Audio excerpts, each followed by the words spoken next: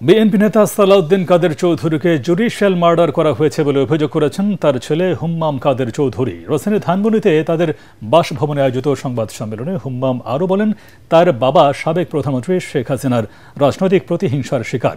ট্রাইব্যুনালে নয়, আইন মন্ত্রণালয়ে লেখা হয় তার মৃত্যুদণ্ডের রায়। তরিক ইসলামের রিপোর্ট।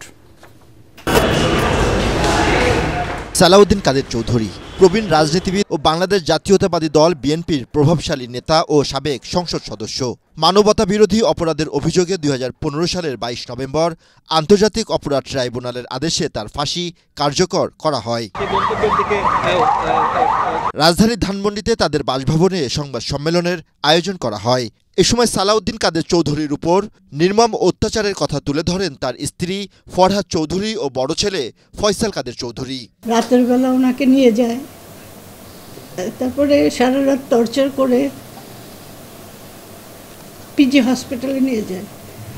পিজি হাসপাতালের একটা ভিডিও, ওনাকে যখন বের করে আনছে মেরে, তার এখানে এখানে সব জায়গায় রক্ত, ভিডিও আমার কাছে আছে। ওই ভিডিওটা তখন আমি খুব একটা কাউকে দেখাতে পারি নাই, ওই তখন সুযোগ ছিল না, আর তখন খুব একটা মানুষের ইন্টারেস্টেডও ছিল না। সবাই ভাবতে হয়তো উনি তো যুদ্ধ অপরাধী, কিন্তু এখনও তো এত মানুষকে মেরেছে এরা। আমি চাই না যে ওরকমভাবে কারো টর্চার হোক। এই ট্রাইব্যুনালটা তখন করা হয়েছিল খুন করবার জন্য, জাস্ট একটা জিনিস প্রমাণ করার জন্য যে শেখ হাসিনা খুন করতে পারে। এটাই কিন্তু আমার বাবাকে ফাঁসি দিয়ে, বাকি জনদেরকে ফাঁসি দিয়ে একটা জিনিস, তখনই তার যেই ক্ষমতা, সে তখন ভয়, যেটা ভয় ভীতি দিয়ে সে যেটা সবাইকে চালাতে পারত, সেই জিনিসটা সে প্রমাণ করতে চেয়েছিল এবং সেটাই সে করতে পেরেছে গত 15 বছর ধরে। হুম্মাম চৌধুরী অভিযোগ করেন ট্রাইব্যুনাল নয়, তার বাবাকে জুডিশিয়ালি মার্ডার করা হয়। সে সময় পররাষ্ট্র মন্ত্রণালয় তার বাবার পক্ষের সাক্ষীকে দেশে আসার অনুমতি দেয়নি বলেও অভিযোগ করেন তিনি। শেখ হাসিনার এইম খালি একটাই ছিল, তার প্রতিপক্ষ যারা আছে, যারা জাতীয়তাবাদীতে বিশ্বাস করে, তাদেরকে যেভাবে করে হোক না কেন তার রাস্তা থেকে সরিয়ে দেওয়া। দুনিয়ার মধ্যে যতগুলি আপনারা আজ পর্যন্ত ডিকটেটর দেখেছেন, সবাই কিন্তু একই ধরনের কাজই করত। তাদের মেইন জিনিস ছিল যে এই হত্যা, গুম, খুন এগুলোর মাধ্যমেই কিন্তু তারা ক্ষমতায় টিকে থাকতো। শেখ হাসিনাও একই জিনিস করেছে। এই গেম প্ল্যানের মধ্যেই আমার বাবাও ফেঁসে যায়। আমার বাবাকে 20টা চার্জ দেওয়া হয়েছিল তার বিরুদ্ধে। এই 20টা চার্জকে তারা প্রমাণ করার জন্য অথবা আমাদেরকে ডিফেন্ড করার জন্য খালি 4 জন সাক্ষী এলাও করেছিল।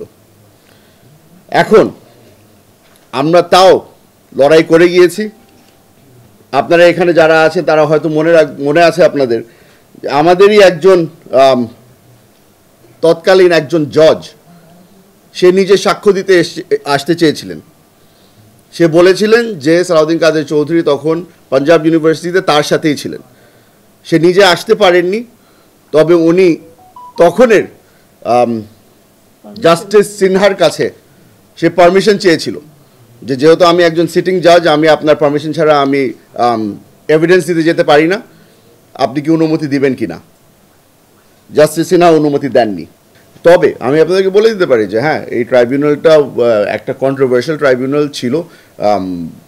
আমরা অনেক চেষ্টা করেছি এই তখন কমব্যাট করতে, তখন আমরা ওই সুযোগ ছিল না, কারণ পুরা সরকার ওটাকে প্রোটেক্ট করে রেখেছিল। বর্তমানে আমরা আশা করছি যে সরকার আমাদেরকে সহযোগিতা করবে, এভিডেন্সগুলো আমাদেরকে যদি ঠিকমতো দিয়ে দিতে পারে। আমরা ওই চেইন অফ এভিডেন্সটা আমরা মেনটেন করতে চাই। সেই জন্যই আমরা যদি চেতাম এই কাগজ নিয়ে কিন্তু আমরা অলরেডি হয়তো বা কোর্টে চলে যেতে পারতাম, কিন্তু আমরা ওভাবে যেতে চাচ্ছি না। আমরা চাই যে যেভাবে একটা ফর্ম্যালিটি যেটা মেনটেন করতে হয়, ওই ফর্ম্যালিটি মেনটেন করেই আমরা কোর্টে যাব। এই সময় তৎকালীন ট্রাইব্যুনালের বিচার প্রক্রিয়া নিয়েও প্রশ্ন তোলেন তার পরিবারের সদস্যরা। তরিক ইসলাম, এটিএন বাংলা, ঢাকা।